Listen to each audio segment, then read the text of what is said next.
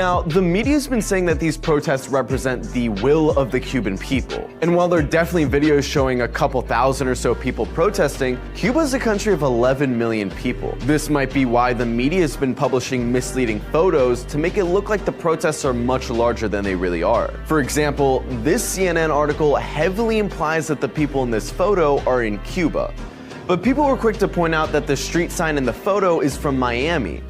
One of the protesters is even wearing a MAGA hat. A bunch of mainstream outlets took it a step further by posting a picture of a pro-government demonstration, but captioning it saying it was an anti-government demonstration. You can tell they support the government because they're waving flags that say July 26th, the day Fidel Castro and his guerrilla army launched its first attacks against the Batista regime. Only people who support the Cuban government celebrate this day. There were also several social media accounts posting videos of huge marches in other countries claiming they were videos from Cuba. Here's a video of a march in Buenos Aires that people were claiming took place in Cuba. And speaking of social media accounts, what's up with all these accounts with 0 followers, all created in the last few months, that have all of a sudden taken up an interest in Cuba? I mean, seriously, who's behind this? Like, I really don't believe that people name themselves Rachel76039947 or Yoyita45231721 and think, oh yeah, that's gonna be my screen name. And did you notice the tweets? They both said the same thing, like word for word. So unless Cubans have some kind of telepathic brain connection that they haven't told us about, I'm calling bullshit. One Twitter user did an in-depth analysis of over 2 million tweets that used the hashtag #SOSCuba.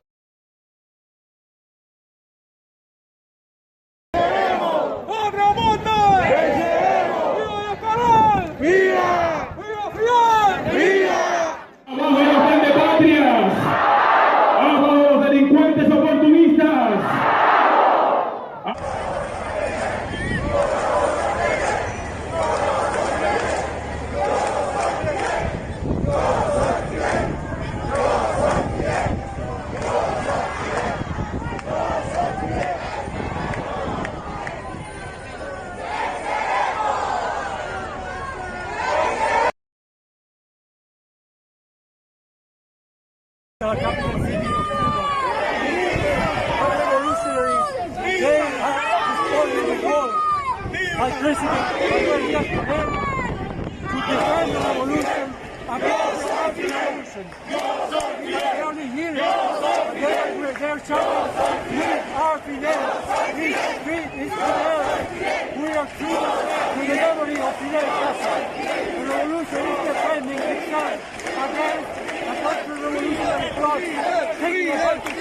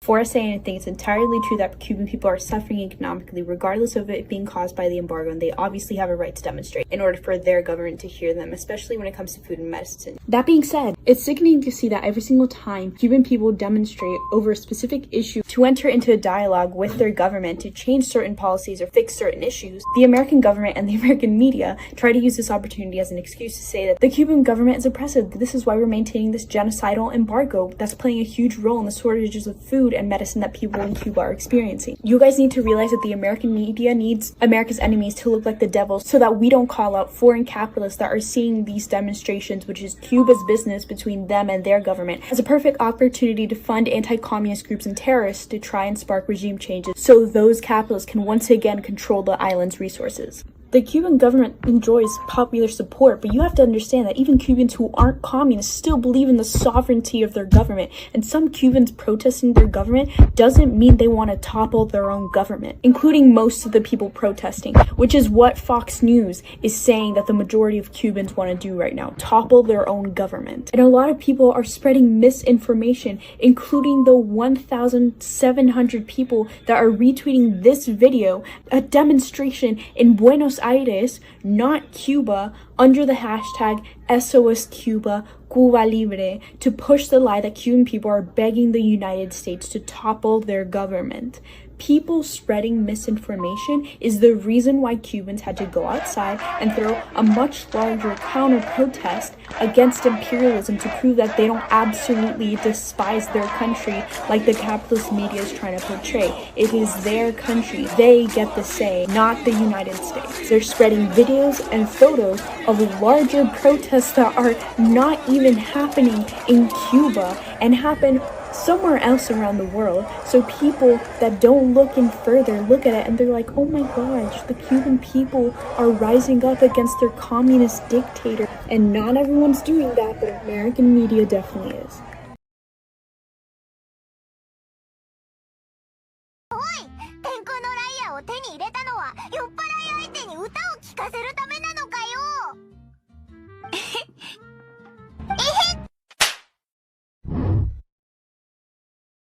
One of my first videos that blew up explained why Cuban Americans vote conservative more often than other Latina immigrants. The short answer is that everyone that didn't personally benefit from the wealth redistribution left and came here, and the ones that benefited stayed there, and believe it or not, didn't hate it, and they were happy. So of course, the ones in America, aka the ones you hear on Twitter, are the ones that hate the platform they didn't personally benefit from. When Castro started nationalizing industries heavy in foreign influence and redistributing their wealth, it was working, and that terrified capitalist powerhouses of the globe, so they enacted trade embargoes that crushed any chance of Cuban success. The food, medicine, and electricity shortages that came as a direct result of the global trade embargoes have ravaged Cuba's most vulnerable populations for decades. Today, the embargo is preventing 5 separate COVID vaccines, all developed within Cuba, from being distributed among its population, along with other life-saving medications. Our imperialism has been deteriorating the state of Cuba for decades. Cuba doesn't need any more of America's help. If you hear Cuban Americans say that lifting the embargo won't help and Cuba needs military intervention, they are wrong. They've been fed half a story for generations. This is the other half. In response to the protests in Cuba, the White House released a statement by Joe Biden. Basically said that the United States stands in solidarity with the Cuban people and that the Cuban regime needs to go ahead and listen to its people like we're trying to do over here in the US and stop enriching themselves. And given the material conditions of Cuba right now, I believe the people have every right to protest. I mean, there are food shortages and not enough syringes to go around to go ahead and administer the vaccines that Cuba has developed. I think one thing that heavily contributes to those material conditions is the 80-year-long embargo the United States was asked to lift by the UN last month and voted not to. So how about the United States regime stands in solidarity with the Cuban people by lifting the embargo that 184 other countries asked it to lift, rather than just virtue signaling with some statement. Hi, I'm Alina, and I'm a Cuban American living in South Florida, and this is my series, Yes, the Embargo Hurts the Cuban People, and here's how. So yesterday we talked about the limits to money sent to people in Cuba. And you're probably thinking, well, at least they can send some money, like that's good. Except that the Trump administration made it even harder for people to receive money in Cuba. They added additional restrictions, which basically caused all the Western unions on the island to have to shut down because they were not able to function. So 400 Western Unions closed in November of last year. It's estimated that $3.5 billion is sent to people in Cuba every year. And many people last year were talking about how this was going to negatively impact the Cuban people tremendously. And clearly we're seeing some of that. Now, the worst part, even though they think that Biden will lift the restrictions, they're saying it's going to take a long time for Western Union to come back, which is definitely a problem. I love this comment because when I was in college, I was pre-med, and a part of that you have to do like a lot of like research projects and volunteering. So I was on this research project with this PI who did her medical school training in Mexico. When she found out my family was Cuban, she was so excited because she's like, I trained with Cuban doctors in Mexico and they're amazing, and she was going on and on about how incredible their medical training is in Cuba and how much she learned from them. And I just remember being so confused because that's not really the picture that I was given growing up. Like, I was kind of told that they had nothing to offer and it was a desolate island, there was nothing going on.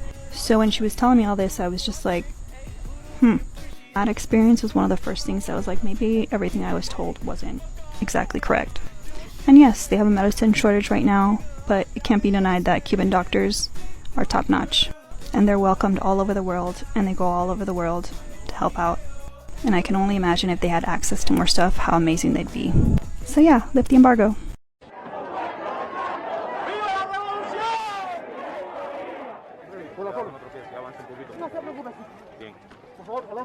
Aquí nosotros estamos hoy defendiendo lo que hicimos hace 60 años y que esto es nuestro y que esto costó mucha vida y que más nunca volverá aquí el capitalismo y que estos mercenarios pagados por el imperio más nunca van a coger las calles nuestras. Primero tienen que matarnos a todos.